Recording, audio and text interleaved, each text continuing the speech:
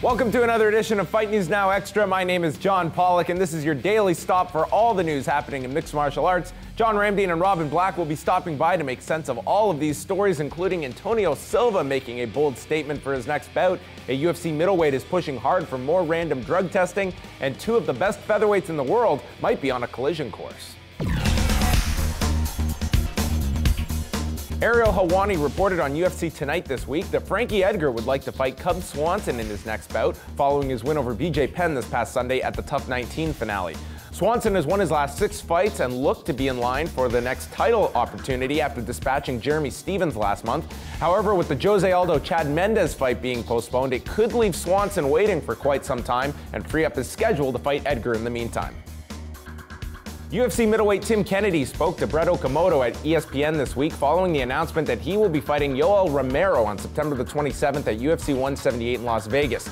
Kennedy is pushing for more random drug testing in the sport, and specifically for his own fight following the recent drug test failures of Chael Sonnen and Vitor Belfort this year.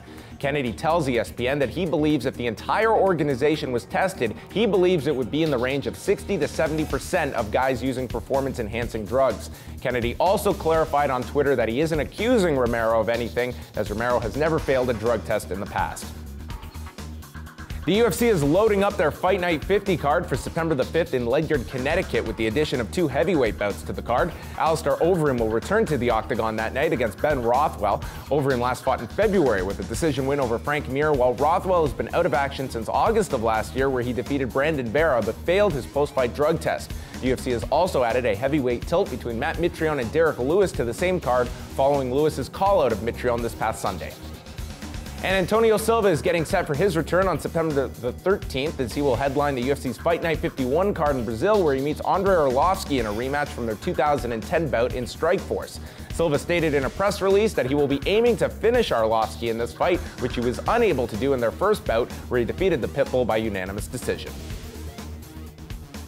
And I'm here with John Ramdeen and Robin Black. Today we are brought to you by the color blue. The three of us, we look like an Eiffel 65 song right here at this desk. And we are going to take a look at a number of fights that are coming up, specifically in the heavyweight division, but we're also going to touch upon the featherweight division because Cub Swanson and Frankie Edgar, somewhat going back and forth here, and I just don't understand how this fight can be possible when we were told ahead of time the winner of Swanson and Stephens is next in line for a title fight. Are you trying to tell me that they just tried to goad me into watching that card because the title fight was in play? Yes and no. I think the fact that this fight with Mendes and Aldo, because it's not happening, it was supposed to go down August 2nd, Aldo's out, so Mendes, there's no way, if I'm his management or his team, am I telling him to take a fight right now, because the next fight that was promised to him was a fight for the title, and I'm sure he's confident that he can beat Jose Aldo, just like his teammate TJ Dillashaw beat Renan Barão, so there is no way he's going to take a fight. In the meantime, Cub Swanson's like, well, it's who knows when Jose Aldo's going to fight Chad Mendes. I like money. The only way I'm going to get money is if I'm active. And Frankie Edgar's like, I want another crack at Jose Aldo. Cub Swanson's standing in my way. Time to take him out. Yeah, but Cub Swanson's being like, I was told my next fight is for a title. Kenny Florian's saying tough shit. Yeah, well, wow. And he's like looking at it and he's going, this Frankie guy, he doesn't have a title. Therefore, he can't possibly be my next opponent. Because Dana White, everything he says is true.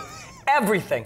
Every single thing Dana White says is true. Therefore, this fight will not happen. Talk about a change now for Chad Mendes, who is all set for this fight coming up in a couple of weeks. It was going to take place in Los Angeles, a rock's throw from Sacramento. And now this fight looking to be in October in Brazil. I mean, geez, what a change of scenery for this guy. He has no interest in going to Brazil to fight for the title. I mean, for a lot of these fighters that you don't take into consideration, yeah, you're in enemy territory, the taxes as well. Yeah. I mean, this is a very expensive endeavor for fighters fighting in Brazil as opposed to in LA, for instance, if you're Chad Mendes. Yeah, not to mention the fact that it seems like all the fighters that are not from Brazil all have their lives threatened while they're in Brazil.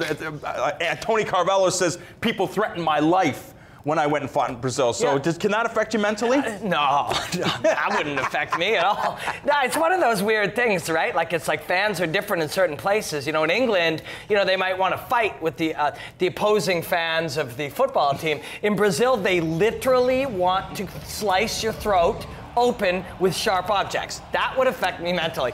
Also, yeah, what Pollock is saying is true. Now you got to fly your coach down there. Yeah. You know, hey, why don't you jump on the bus and head down to LA? Here's $80. Or, well, it's a $1,400 flight down, and I want to bring my coach, and I want to bring my wife, and all that stuff. Yeah. And then there is that throat slitting bit, so it is a bit of a different There's deal. that whole throat slitting bit as well that you have to take into account.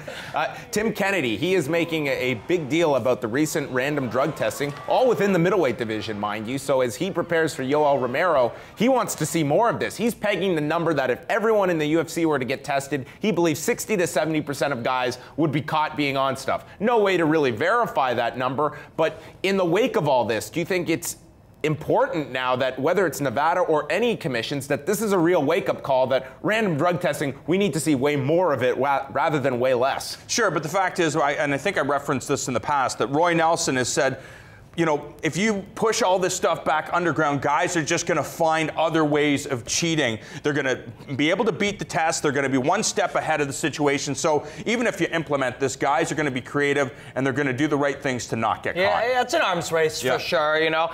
You got your commissions pushing this far, and then you got your scientists over here figuring out. I mean, everything's motivated by money. If I'm a good doctor who's dirty, what's the best way to make all the money? Well, these tests work. I'll develop something that gets around it. It's part of the gig, man. There's no getting around it. I don't think we'll ever see another guy caught for HGH. I think that was an absolute, nearly 1 in a million drug test fine. All you got to do with HGH is set your alarm for midnight or 2 a.m.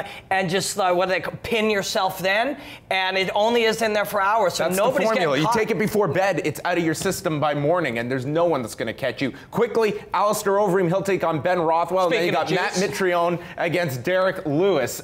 Cannot verify that, but that two men with pass in Overeem and Rothwell, absolutely with testosterone, but really loading up that September 5th card. This is a very TV-friendly card going head-to-head with Bellator. They have to do that. We're seeing the trend right now, and the trend is that, you know, once a big fight falls out, people lose interest. So you have to load the cards right now to ensure that people are going to tune in. If wishes were horses, I'd be eating wish meat every night.